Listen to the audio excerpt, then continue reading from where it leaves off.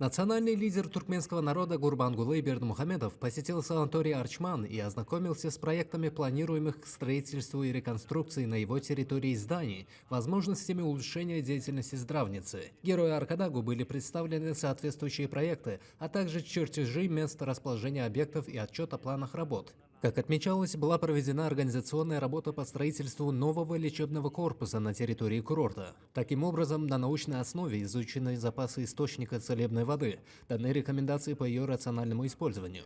По завершении строительства нового здания санатория будут созданы возможности для увеличения числа людей, проходящих здесь лечение. В числе проектов – возведение нового здания на 400 мест, водоочистного сооружения, наружных систем водоотведения, помещение для принятия лечебной питьевой воды, конференц-зала на 300 мест, столовых на 400 и 250 мест, чайханы, где отдыхающим будут предложены напитки из лекарственных трав.